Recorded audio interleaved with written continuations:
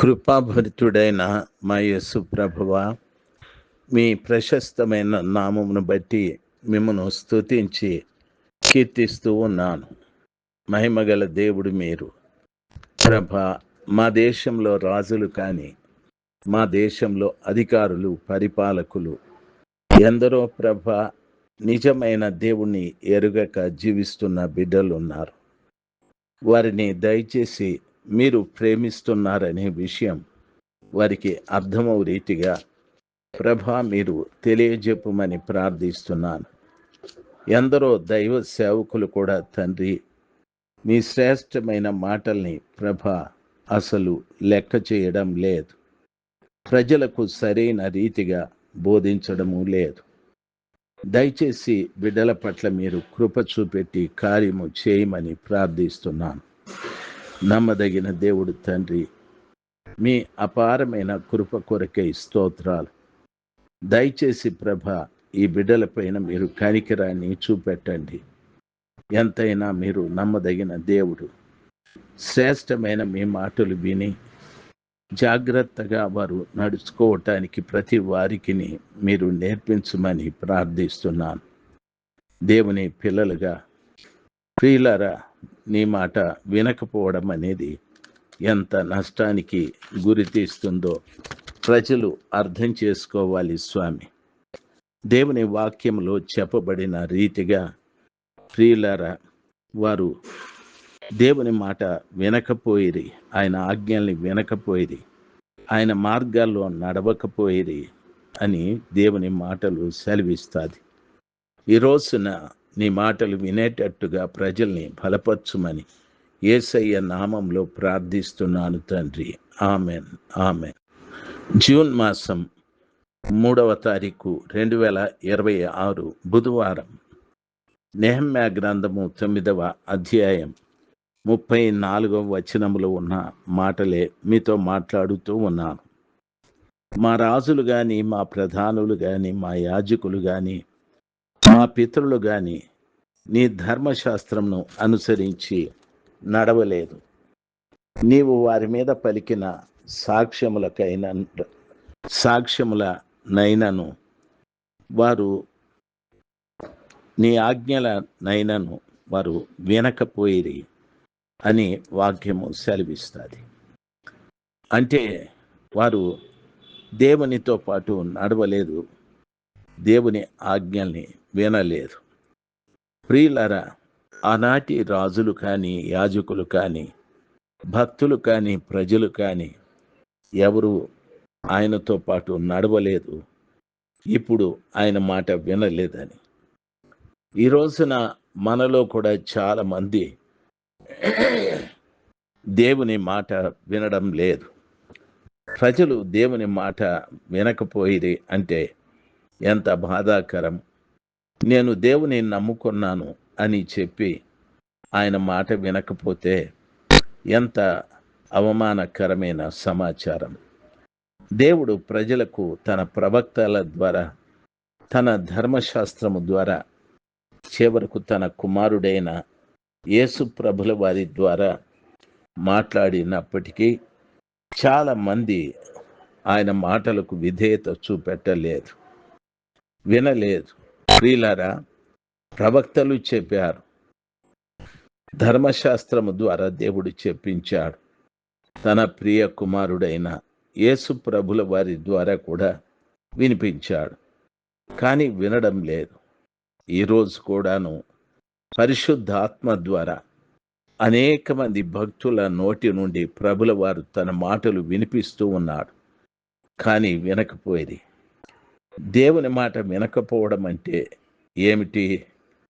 ఒకటి, దేవుని ఆజ్ఞలను లెక్క చేయకపోవడం. 2, తన సొంత ఇష్ట ప్రకారంగా జీవించకపోవడం, అనగా దేవుని తమ సొంత ఇష్ట ప్రకారంగా జీవించడం. 3, పశ్చాత్తాపడమని దేవుడు పిలిచిన, పశ్చాత్తాపపు మాటలు వినిపించిన వారు తిరస్కరించడం. సత్యము తెలిసినా కూడా దాన్ని అనుసరించకపోవడం. ఇలాంటివి ఎన్నో కార్యాలు ఉన్నాయి. కొన్ని విషయాలు నోవహు కాలంలో దేవుడు ప్రజలను హెచ్చరించి ప్రజలకు ప్రకటించాడు. నోవహు ద్వారా 120 సంవత్సరాలు ప్రజలకి బోధిస్తూ వారి కళ్ళ ముందు ఓడను కట్టాడు. కానీ వారు ఏమాత్రము ఖాతరు చేయలేదు. అందుకని ఫలితంగా జలప్రళయం వచ్చి అందరూ నాశనమైపోయారు. ఇర్మియా కాలంలో కూడా ఇంతే. ఇర్మియా ద్వారా ప్రజలను పశ్చాత్తాపంలోకి నడిపించాడు, పిలిచాడు. అయితే వారు వినలేదు. తమ చెడు మార్గములను వారు విడిచిపెట్టలేదు. అందుకని ఇర్మియా గారు 9వ అధ్యాయం 1వ వచనంలో, నా ప్రజలు హతమైపోచుండుట చూచి నా కన్నును కన్నీటి ఓటగాను నా శిరస్సును జలమయముగా చేసుకున్నానని ప్రభుల వారు సెలవిచ్చారు. ఈ రీతిగా ప్రియులారా, ప్రవక్తలు ఎంతో ఏడ్చారు, అయినా వినలేదు. ఈ కాలము పరిశుద్ధాత్మ చేత నింపబడిన బోధకులు కూడా ఎంతగానో ప్రజలకు దేవుని యొక్క బోధని బోధిస్తున్నా వారు ఆయన బోధల్ని నిరాకరిస్తూ ఉన్నారు. ఏమాత్రం కూడా ఖాతరు చేయని ప్రజలు బోలెడంత మంది ఉన్నారు. దయచేసి గమనించవలసిన విషయం, ఆయన ఆజ్ఞలు ప్రజలకు తెలిసిన ఆజ్ఞలకి లోబడ్డం లేదు. ఏదో నేను ఇది చేస్తున్నాను, అది చేస్తున్నాను అనుకోవడమే కానీ దేవుని వాక్యానుసారంగా జీవించాలి అనేటటువంటి భయభక్తులు ప్రజల్లో కనిపించడం లేదు. యేసు ప్రభుల వారి దినాలలో కూడా సత్యాన్ని ప్రకటించిన అనేక మంది అంగీకరించలేదు. ఆయనను నిజంగానే అవమానపరిచారు. ఆయన బోధలు ఎంతో గొప్పవి. ఆయన బోధ విన్నటువంటి వారు ఇతనికింత జ్ఞానం ఎక్కడిది, ఈయన సోదరులు మనతో కూడా లేరా, ఈయన వడ్లవాని కుమారుడు కాదా అని చెప్పుకుంటూ ఆయన బోధకు ఆశ్చర్యపడ్డారు. కానీ ఆయన బోధకు వినడం లేదు. ప్రియులారా, గమనించాలి, దేవుని మాట వినే వారికి ఎంతో ఆశీర్వాదాలు ఉంటాయి. దేవుని మాట వినని ప్రజలు నిజముగా నాశనమైపోతూ వస్తారు. దేవుని వాక్యం ఈ రీతిగా సెలవిస్తాది. లూకా సువార్త 11వ అధ్యాయం 28వ వచనంలో చెప్పబడిన మాటలు. దేవుని వాక్యాన్ని విని దానిని ఎవరైతే గైకొంటారో వారు ధన్యులు. ప్రభు ఈ రీతిగా చెప్పాడు, నా మాటలు విని ఆ ప్రకారంగా జీవించు ప్రతివాడు బండ మీద తన ఇంటిని కట్టుకొన్నవాని పోలి ఉంటాడు అని చెప్పాడు. ఈ రోజున చాలామంది బండ మీద ఇళ్లను కట్టుకోవడం లేదు. అంటే భక్తిలో స్థిరులుగా లేరు. భక్తిలో చాలామంది అస్థిరులుగా ఉంటున్నారు. పూర్తిగా భక్తిహీనులై బ్రతకడం ప్రారంభించారు.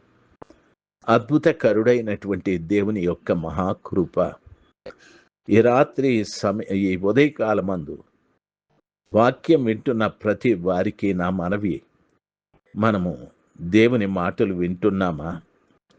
ఆ సర్వశక్తిమంతుడైనటువంటి దేవుని మాటల ప్రకారంగా, ఆయన ఆజ్ఞల ప్రకారంగా జీవిస్తున్నామా అనేది ప్రతి ఒక్కరు కూడా ఆలోచించవలసిన సమాచారం. ఆయన మాటలు విని ఆ ప్రకారంగా జీవిస్తే మన ఇల్లు బండ మీద కట్టబడిన ఇల్లులాగా ఉంటుంది. ఆ కృప మన మీద ఎప్పుడూ కూడా ఉంటుంది.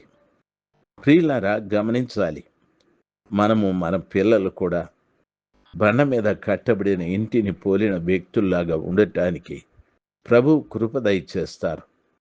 కొంతమంది ఆర్థికంగా లోకరీతిగా చాలా స్థిరులుగా బలంగా ఉంటారు. ఆత్మీయతలో వారంతా బలహీనులు ఎవరూ లేరు. ఆ ఇంటిలో దేవుని పాటలు కానీ, మాటలు కానీ, ప్రార్థన కానీ ఇటువంటి వాటికి చోటు ఉండవు. ఆ ఇంటిలో వాళ్ళందరూ కూడా చాలా మోడర్న్ లైఫ్ గడుపుతూ ఉంటారు. ఇలాంటివన్నీ కూడా పనికిరానివే కదా. దేవుని మాట వినకపోవడానికి ఒక వ్యక్తిలో ఉన్న కారణాలు ఏమిటి అని ఆలోచిస్తే, మొదటిది గర్వం, రెండవది అవిశ్వాసం. మూడవది లోకాన్ని ప్రేమించడం. నాలుగవది పాపాన్ని విడిచిపెట్టలేకపోవడం. ప్రియులారా గమనించాలి. ఐదవది దేవుని భీతి, పాప భీతి లేకపోవడం. ఇటువంటి అవలక్షణాల చేత చాలామంది దేవుని మాట వినడం లేదు, దేవుణ్ణి అనుసరించడం లేదు. దేవుని మాట ద్వారా మనలోకి వచ్చే ఆ జీవాన్ని సంపాదించుకోలేక ఆ శ్రేష్టమైనటువంటి ఆశీర్వాదాన్ని పోగొట్టుకుంటున్న వారు లెక్కలేనంత మంది ఉన్నారు. అందులో నీవు ఒకడివేమో ఆలోచన చేయి. అలాగైతే అది మాని దేవుని మాట విని ఆ ప్రకారంగా జీవించుటకు ప్రయత్నం చేయి. దేవుడు మిమ్మలను దీవించునుగాక. ఆమెన్. ఆమెన్.